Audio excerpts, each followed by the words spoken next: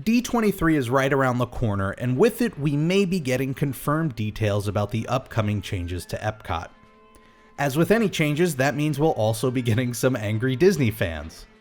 The current rumors are heavily pointing towards Future World getting new rides based on Disney IPs, and people aren't happy. They've taken to calling the concept IPcot. I'm here to talk about why IPcot kinda makes sense. Alright, I'm gonna come out swinging here. Epcot is not sacred, nor should it ever be. Walt Disney had a vision for a functional city of the future called Epcot that people would live in and work in, enough so that he bought all of the land in Florida for it and centered Disney World around it. That city never happened. What we got instead was a theme park with rides, shopping, and restaurants. So from day one, Epcot was a massive fundamental compromise on Walt's dream.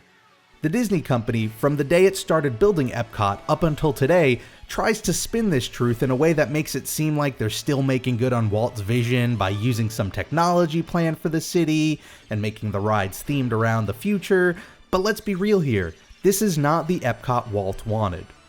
Personally, I believe that makes the park as qualified for change as anything else in Disney World. But the theme, Rob, even as a theme park, Future World is about the future. What does Guardians of the Galaxy or Tron or Inside Out have to do with the real future? Well, nothing. People who argue that these IP-based rides aren't inherently related to the theme of our future as a society are completely right. But I contest that argument on 2 points.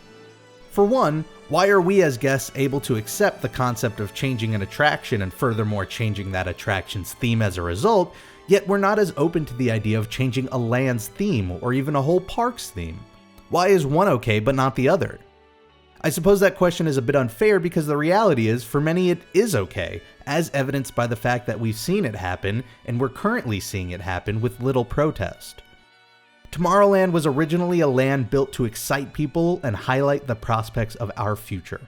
However, Disney quickly realized that with the technology evolving at an ever-increasing rate, keeping up with the future was difficult and expensive. So eventually the land was rethemed to represent our vision of what we thought the future was going to be like in the past. Likewise, Hollywood Studios is in the process of dropping the filmmaking theme and becoming more of a park about popular film franchises. So to that end, why can't the theme of Future World change too? It's not only the themes of these areas and parks that are changing, but the core business model that the parks were founded on are changing as well. Ride sponsorships were a crucial business model that allowed Disneyland and Disney World to happen. Disney would get external companies to invest millions of dollars into the design and upkeep of rides, and in return, they'd have creative input on the ride that fundamentally would be designed to promote a message that the sponsor wanted to promote. It was a symbiotic relationship.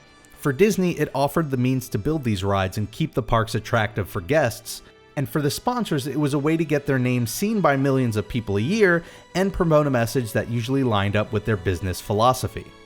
However, today that business model is on the decline. While there are still rides with sponsorships, we're seeing less and less of it over time. And really, is that a surprise? The sponsorship model grew out of the 50s, 60s, and 70s before the internet. It was a time where winning the eyes of millions was valuable. Today, with the internet, a company could spend a fraction of the money they'd spend on a ride sponsorship on an online campaign that would not only be seen by more people, but it can be targeted to be seen specifically by the people they were hoping to reach. So with Disney footing the entire bill for new attractions, wouldn't it make sense that similar to the way sponsors wanted rides that lined up with their business and message, Disney would do the same? This is only one aspect of everything, but I believe it's the biggest and most important. The days in which attractions were born to push the business interest of multiple companies are on their way out. Disney only has Disney to look out for now, and that means promoting Disney brands. You still have exceptions to this with projects like Pandora, but I believe that serves as an exception to the rule. Another argument I often hear against the idea of introducing IP to the parks is that Epcot was never intended to have characters. This is true. For a time, the only character in the park was Figment, and that was intentional. But I believe the context of that time is important. Back when Epcot opened, it was Disney's first ever second gate.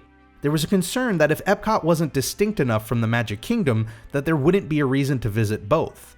As VP of Marketing Jack Lindquist put it at the time, if you could see Mickey Mouse in Epcot, why would you go to the Magic Kingdom? It made sense too. Disney was a smaller company with less IP to go around. For the most part, the characters Disney did have to offer were the kind of characters you'd expect in Fantasyland. Over 30 years later, and today we know that you can have characters in multiple parks without ruining the experience or canceling each other out. We know through the attractions themselves that the parks are unique. Furthermore, Disney owns so many varied and diverse IPs that while it would have been hard to think of IPs to put in Future World in the 80s, there are plenty to choose from today. To that point, Epcot has already shown us that even with IPs worked into attractions, they can still focus on a specific theme that isn't inherently related to the IP. What does Guardians of the Galaxy have to do with energy? Well, nothing. But what does Ellen have to do with energy? Nothing. However, once you throw her into a situation about energy, you still get a ride about energy. The same could be said of The Lion King and the Circle of Life show at the land. I could easily see a Guardians of the Galaxy ride in place of the Energy Pavilion, where the Guardians are somehow stranded on Earth and need to harness enough energy to get their ship working again, requiring some crash course in how we collect it as a civilization. I could even see Rocket making fun of us for still being dependent on fossil fuels. Now, will Disney do that? Who knows? It's entirely possible they also just slap a roller coaster there and call it a day. After all, to be fair, Frozen Ever After doesn't revolve around Norway, it just rests on the loose connection between Frozen and the country. In any case, you obviously don't have to like the changes coming to Epcot, whatever they may be. I don't want to argue that we need to like what Disney does no matter what.